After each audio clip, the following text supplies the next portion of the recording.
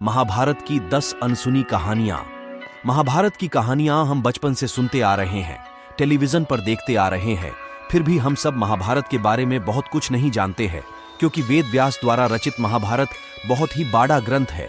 इसमें 1 लाख श्लोक है। आज हम आपको महाभारत की कुछ ऐसी ही कहानियां सुनिल्ग जो आपने शायद पहले कभी नहीं पढ़ी होगी। तो आइए शुरुआत करते हैं मामा शकुनी से।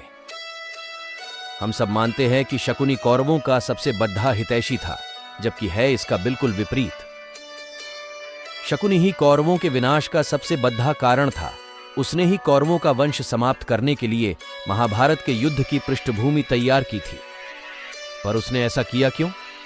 इसका उत्तर जानने के लिए हमें धृतराष्ट्र और गांधारी के विवाह से कथा प्रारंभ करनी पड़ेगी। शकुनी ही थे कौरवों के विनाश का कारण। से एक साधु के कहे अनुसार उसका विवाह पहले एक बकरे के साथ किया गया था। बाद में उस बकरे की बलि दे दी गई थी। यह बात गांधारी के विवाह के समय छुपाई गई थी। जब धृतराष्ट्र को इस बात का पता चला तो उसने गांधार नरेश सुबाला और उसके 100 पुत्रों को कारावास में डाल दिया और काफी यातनाएं दी। एक एक करके सुबाला के सभी पुत्र मरने लगे।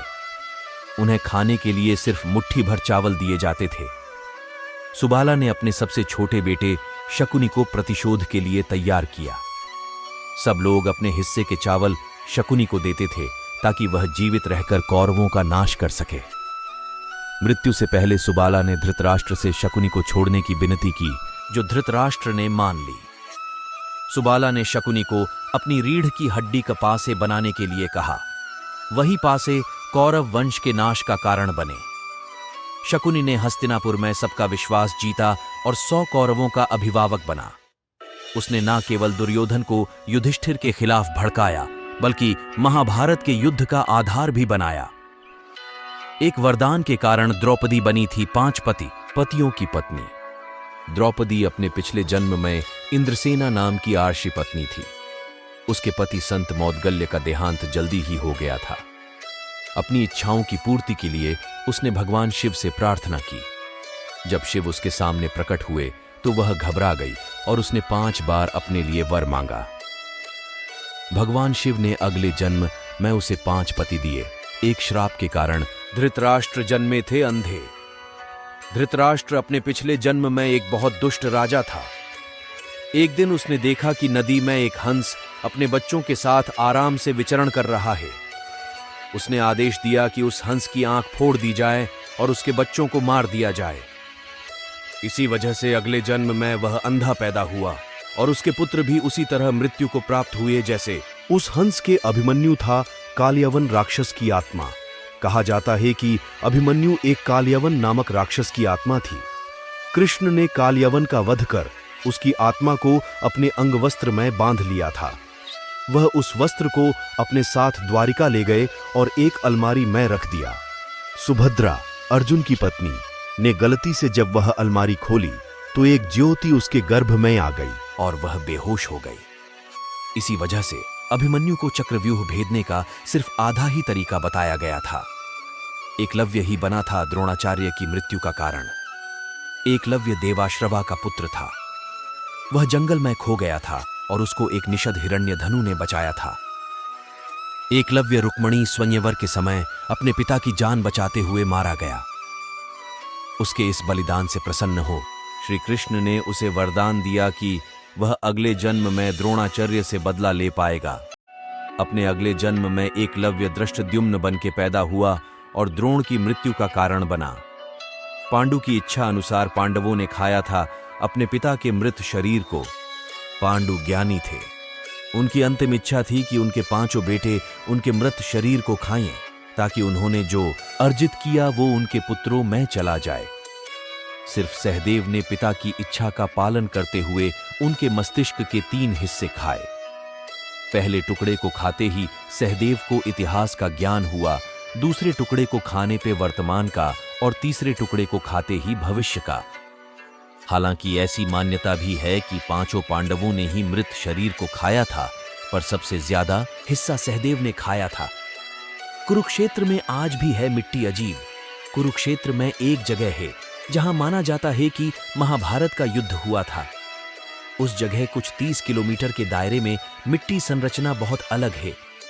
वैज्ञानिक समझ नहीं पा रहे कि यह कैसे संभव है, क्योंकि इस तरह की मिट्टी सिर्फ तब हो सकती है अगर उस जगह पे बहुत ज्यादा तेज गर्मी हो।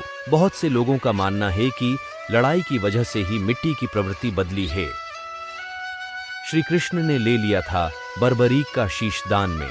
बर्बरीक भीम का पोता और घटोत्कच का पुत्र था। बर्बरीक को कोई नहीं हरा सकता था, क्योंकि उसके पास कामाख्या देवी से प्राप्त हुए 3 तीर थे जिनसे वह कोई भी युद्ध जीत सकता था। पर उसने शपथ ली थी कि वह सिर्फ कमजोर देवी से प्राप्त हुए 3 तीर थे जिनसे वह कोई भी युद्ध जीत सकता था। पर उसने शपथ ली थी कि वह सिर्फ कमजोर पक्ष के लिए ही लड़ेगा।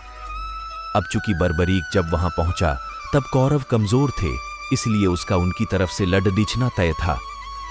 जब यह बात श्री कृष्ण को पता चली तो उन्होंने उसका शीश ही दान में मांग लिया तथा उसे वरदान दिया कि तू कलयुग में मेरे नाम से जाना जाएगा।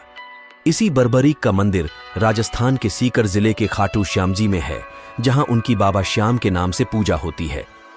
हर योद्धा का अलग था शंख। सभी योद्धाओं के शंख बहुत शक्तिशाली होते थे। भागवत गीता के एक श्लोक में सभी शंखों के नाम हैं। अर्जुन के शंख का नाम देवदत्त था। भीम के शंख का नाम पौंड्रा था, उसकी आवाज से कान से सुनना बंद हो जाता था। कृष्णा के शंख का नाम पांचजन्य, युधिष्ठिर के शंख का नाम अनंत विजया, सहदेव के शंख का नाम पुष्पकौ और नकुल के शंख का नाम सुघोषमणि था। अर्जुन एक बार और गए थे वनवास पर। एक बार कुछ डाकुओं का पीछा करते हुए अर्जुन गलती से युधिष्ठिर और द्रौपदी के कमरे में दाखिल हो गया। अपनी गलती की सजा के लिए वह 12 साल के वनवास के लिए निकल गया। उस दौरान अर्जुन ने 3 विवाह किए, चित्रांगदा, मणिपुरा, उलूपी, नागा और सुभद्रा, कृष्ण की बहन। इसी नाग कन्या उलूपी से उसे एक पुत्र हुआ जिसका नाम इरावण अरावण था। महाभारत के युद्ध में जब एक बार एक राजकुमार की स्वैच्छिक नर बलि की जरूरत पड़ी तो इरावण ने ही अपनी बलि दी थी। इरावण की तमिलनाडु में एक देवता के रूप में पूजा होती है तथा हिंजड्ढों की उनसे शादी होती है। अरावण की पूजा की जाती है। कई जगह इन्हें इरावण, इरवान के नाम से भी जाना जाता है। अरावण हिंजड्ढों के देवता हैं, इसलिए दक्षिण भारत में हिंजड्ढों को अरावणी कहा जाता है। हिंजड्ढों और अरावण देवता के संबंध में सबसे अचरज वाली बात यह है कि हिंजद्धे अपने आराध्य देव अरावण से साल में एक बार विवाह करते हैं। हालांकि यह विवाह मात्र एक दिन के लिए होता है। अगले दिन अरावण देवता की मौत के साथ ही उनका वैवाहिक जीवन खत्म हो जाता है। अब सवाल यह उठता है कि अरावण है कौन? हिंजद्धे उनसे क्यों शादी रचाते हैं और यह शादी मात्र एक दिन के लिए ही क्यों होती है? इन सभी प्रश्नों का उत्तर जानने के अर्जुन और नाग कन्या उलूपी के पुत्र थे अरावण। महाभारत की कथा के अनुसार एक बार अर्जुन को द्रौपदी से शादी की एक शर्त के उल्लंघन के कारण इंद्रप्रस्थ से निष्कासित करके 1 साल की तीर्थ यात्रा पर भेजा जाता है। वहां से निकलने के बाद अर्जुन उत्तर पूर्व भारत में जाते हैं, जहां की उनकी मुलाकात एक विधवा नाग राजकुमारी उलूपी से होती है। दोनों को एक दूसरे से प्यार हो जाता है और दोनों विवाह कर लेते हैं। विवाह के कुछ समय पश्चात उलूपी एक पुत्र को जन्म देती है जिसका नाम अरावण रखा जाता है। पुत्र जन्म के पश्चात अर्जुन उन दोनों को वहीं छोड़कर अपनी आगे की यात्रा पर निकल जाता है। अरावण नागलोक में अपनी मां के साथ ही रहता है।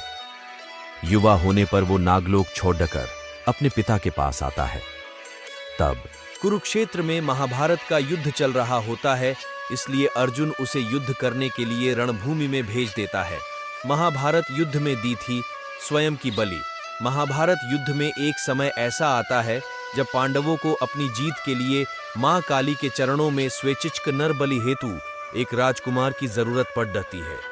जब कोई भी राजकुमार आगे नहीं आता है तो अरावण खुद को स्वेच्छिक नर बलि हेतु प्रस्तुत करता है, लेकिन वो शर्त रखता है कि वो अविवाहित नहीं मरेगा।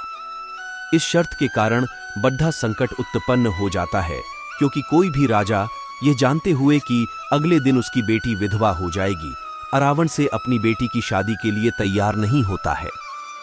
जब कोई रास्ता नहीं बचता है तो भगवान श्री कृष्ण स्वयं को मोहिनी रूप में बदलकर अरावण से शादी करते हैं।